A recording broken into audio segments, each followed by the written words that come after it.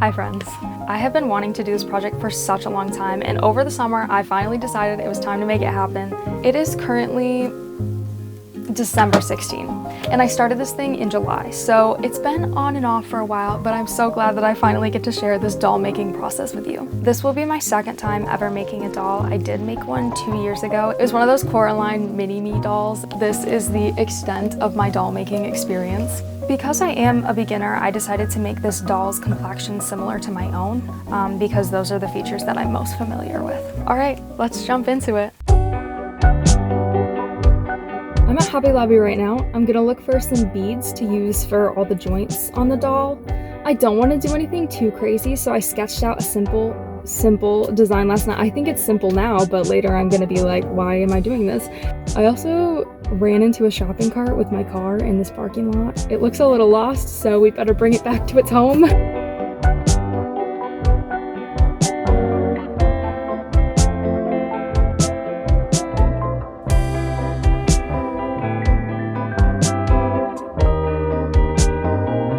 I got some sculpting tools that I don't already have, some beads to use for the joints, and I found this hair because I wasn't sure what I was going to use, and this was only $1.49, so I figured I'd try this out and see what happens. Before I started this project, I did some research on making ball jointed dolls. I spent a lot of time watching Adele pose videos because her dolls are so impressive and they're absolutely gorgeous. She recommends using Ladol clay, so I hunted down some of that. I got it off of Etsy, but I somehow failed to check the amount that I was ordering, so it was a bit smaller of a package than expected. No complaints from me. It was cheap and it ended up being the perfect amount for one doll. To create the body of the doll, I decided to start with a basic fashion illustration. From there, I mapped out the proportions of her body parts and the spots for the joints. Then it was time to sculpt. The light was so light, fluffy, and very easy to work with. I tried my best to create limbs that matched the ones on the page. The ends of each limb were carved out enough for a bead to fit. I also included holes in the sides so that the beads could be secured with string elastic and therefore function as a joint. One thing I've noticed so far is that the limbs that I made first are looking a lot better than the ones that I made second to match the other side. For example, this is the bottom of one of the legs, and then this is the matching piece on the other side. See how kind of rough that is, and see how smooth this is? This was an issue for every set of limbs, but sanding would solve it for us. The torso was a bit trickier to sculpt than the arms and legs. I didn't work very hard on the details because she's going to be covered up by clothing anyways. I kind of just went for it with the face. My inspiration was The Little Prince and maybe some like Tim Burton-esque character design. My first attempt did not work out too well, but it did not stay like this, thank goodness. The way that this took me all day, and this is what I have so far. Wait, okay, these are the legs, that's the other part of the legs, and these are the arms. It's the next day. I may or may not be wearing the same exact shirt, so that's not embarrassing at all. I'm just gonna work on the face today. Look at how scary that thing looks. Does that look like a face? It's coming along, but not very well. My dad happens to be a very talented artist, especially when it comes to sculpting, so I asked for his advice and he gave me this book, which happens to have a bum on the cover, so don't look at that. There's a certain chapter on faces, and then he explained a couple things to me, like your eyes line up with the corner of your mouth, which that does not make sense to me. Because when you're smiling, I guess, kind of, but maybe it's the middle of the eye. I know that your eyes are in the middle of your face. I heard somewhere, not from my dad, that your eyes line up with the tip of your ears, but this stuff never made any sense to me. So we're gonna keep working on the face. I'm just gonna try to take my time on it. This is what we're starting with today. Look at that smirk. That is so unpleasant. As I worked to improve the face, I kept bringing it to my dad. He would let me know what I needed to fix. He was definitely my consultant on this project. I asked him so many questions throughout the whole process, so shout out to my dad, thank you. I have tried to do the lips so many times, and it's really not working out, so I think I'm just gonna kind of make a line and then paint the lips around that.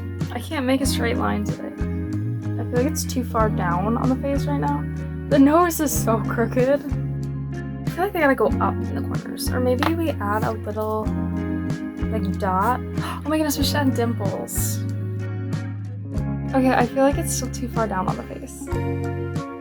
I've also got to add a little dip, like right here. Right? It took a really long time to get that line right, but eventually it happened. I think the face is done. She's not perfect, but she's cute. At this point, I do have to mention that I know her nose is wildly crooked. I decided that I was okay with it because I could not have made a better one. I also added a neck to the torso at some point, so here's that. We're about to attempt to sand these pieces down now that they're dry, and I'm kind of scared to see how it turns out. The sandpaper I used wasn't very fine, so the sanding didn't do exactly what I wanted, but it still made a difference. I ordered primer a couple days ago and it just came, but tell me why they put it on our back patio. Is it normal for that to happen? I'm so confused because we have a front door and we have a side door, but no, they walked into our backyard and I'm so confused. But anyways, regardless, we have primer now. Next, I had to find a way to prime the pieces. I knew that I couldn't just lay them on a flat surface, do one side, flip them over, then do the other. So I had to do some brainstorming and use my resources. I need something like a rotisserie chicken holder or a hot dog roller thing. I want to make sure that the primer gets around evenly on each piece. I'm not really sure what I'm gonna do. So I ended up duct taping a sculpting needle tool to the end of a tub of Mod Podge. That way each piece was suspended in the air and I could walk around it as I primed it to create a somewhat even layer. One downside to this method is that I could only do one piece at a time. Because of this, I did this step over the course of a few days. I feel like I'm putting sunscreen on a very tiny child. For some reason, my cats always liked to be around when this was happening. I really don't know why, but they were just always there. The pieces are looking pretty good after getting primed, but there is all this little stuff on the edges that I'm gonna sand down and get rid of.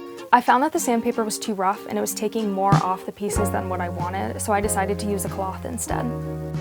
I mean, it's still there a little bit, you can see it, but it's not horrible. For painting, I built a similar contraption to the one that I used to prime. This time I wanted to be able to paint all the limbs at once so that it wouldn't take so long. I duct taped markers to a jar and then taped needles to the end of the markers to hold the pieces. I made 2 of these. They look really ridiculous, but it was really effective. I picked out a very pale skin tone because Hobby Lobby didn't have as broad of a selection as I was hoping. This layer would just be the base layer of the skin and I would add thinner paints on top to create more realistic looking skin. That was the original plan. However, most of the pieces turned out so bad from the spray paint. It like globbed up and made the surface extremely bumpy and bubbly. Not all of the limbs turned out this way, but enough of them did where I had to find some sort of solution. I decided that the only way to salvage the pieces was to sand them down. The sandpaper that I had previously was too rough, so I took a little trip to Lowe's to get some 800 grit. Sanding worked fairly well this time around, but obviously it did take the primer off along with the paint. After this, I decided to paint them by hand. The plus side of this is that I was able to make a paint color and wasn't limited to what spray paint shades were selling at Hobbs Lobs. I used acrylic paint and mixed colors until I had a skin tone. I used my own as a reference. Here's me painting the pieces while watching the Olympics, of course. I can't remember exactly how many layers of paint I did, but I believe it was 4 or 5. I followed the same process with the face and the torso. The features on her face were a bit scarier to add. I started by giving her some blush and pink lips. Later I went back and made her lip color a little darker. The eyes are simple Sharpie dots, and the eyebrows are thin painted lines. I definitely took a simple route when it came to making her facial features, but I'm happy with how it turned out. Now, obviously, all of these pieces that I sculpted and painted make up most of the doll, but I still had to make the hands, the feet, and the bum. The bum also had to be weighted because I wanted her to be able to sit up. The thing that I needed for this project was something to put in like the bum area, so for the base of the doll, and I was thinking sand would be like the heaviest, and that's what my dad recommended when I was talking to him. But I like just went to the beach the other day and did some reading and I didn't get any. I'm gonna have to go to the beach again, which that's not really a chore, that's like fun, but I have a very busy couple of weeks. And then I remembered that my brother literally works at the beach, so fix him up for me when he was at work yesterday, so we have that to use. He was not very happy. He did not want to take sand because apparently that's not allowed. Don't go to the beach and steal sand. Don't recommend. I started with a guess as to what shape I would need to cut out to make the bum. After cutting it out, sewing the edges, and filling it with sand, it was clear that it was very wonky. From there, I made adjustments until it was right. I wasn't very confident in my ability to sculpt like little tiny hands, so I just ended up chopping some off of a Barbie. After this, I strung the doll together with very thin elastic. Now it's time for the fun stuff. The hair that I got from Hobby Lobby wasn't gonna work out, so I decided to use yarn. I picked out this dull brown. Her features are kind of dull, so I wanted to pick hair that would match that vibe. And when I say dull, I don't mean that as an insult. I just mean like her features are very like plain. She's not gonna have bright blue hair. You know what I mean? I unraveled the yarn so that her hair would be voluminous and curly. Before gluing the hair on, I painted the back of her head to match the color. Each strand was folded over and secured with a dollop of Mod Podge.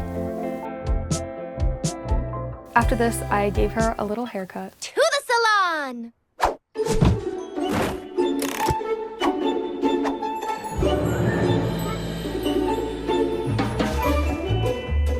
The final step was to make her an outfit. I just did a little bit of thrifting and I wasn't intending on finding things for the doll, but I'm so excited because I got a ton of like little fabric squares and stuff to use for her outfit. For the corset, I tried a few different materials, but most of them ripped apart easily, so I settled on this one. Instead of making it how I would make a regular size corset, I used one layer of fabric and folded the edges over the back. These were secured with fabric glue and a stitch. This was one of my inspiration photos for the outfit. I wanted to have this little ruffle detail coming out of the top of the corset. For this, I gathered a piece of cream-colored fabric, trimmed it, and sewed it to the corset. For the skirt, I cut out a bunch of circles, made a few ruffles, and pieced them together until I was happy. Lastly, the shoes were done from air dry clay. I cut out cardboard bases to build the general shape from. I painted them brown to match the dress and added a small heel with popsicle sticks.